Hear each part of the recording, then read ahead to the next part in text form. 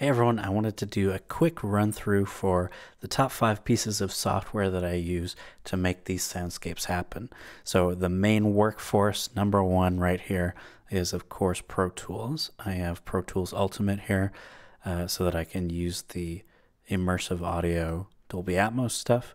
This is where I do all of my editing and all of my mixing for these big projects. And yeah, it runs really well. It does what it's supposed to, and I'm the most familiar with it, so things move fast there. Next up, we have, to go along with Pro Tools, the Dolby Atmos renderer. This is how I make all of the immersive 3D stuff happen. Everything sends to this, and it simulates that 3D sound, and then I can export it for people to listen to. So that's really awesome. Next up is Isotope's RX8, and I just have the standard version, not the advanced version. This is used to restore audio or to clean it up. So I can select some of the areas of my ambient recordings, let's say, or my sound effects, and I can remove noise from them over here. I can get rid of mouth clicks. I can get rid of reverb, all that kind of stuff. It can clean it up.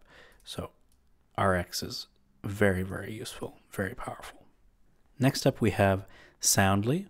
This is my kind of organization software, I guess you could say, for choosing sound effects.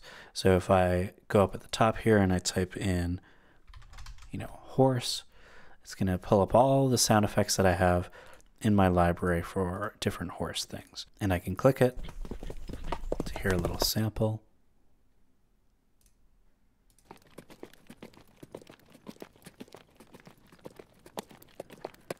Right, just a really good way so that I can choose the one that I want. I can just select it and then drag it into Pro Tools just like that.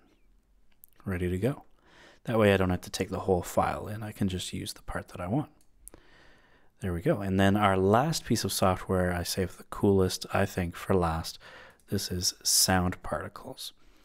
Now, Sound Particles is really, really amazing for making very 3D sounding content from content that isn't 3D.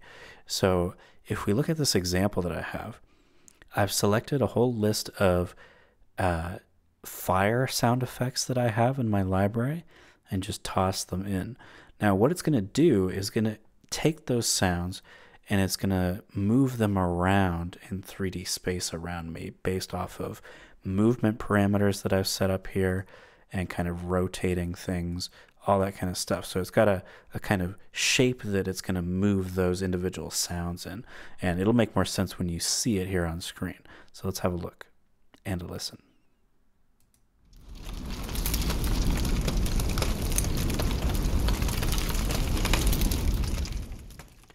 Right, so each one of those little dots around here is one of the sounds. And it's moving it, adjusting the volume and all that to really make the depth come across. So let's listen one more time.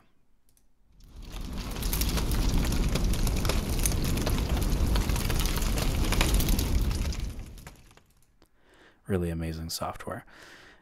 All right, so that's my top 5 pieces of software that I use to make these things happen. So I hope you enjoy it.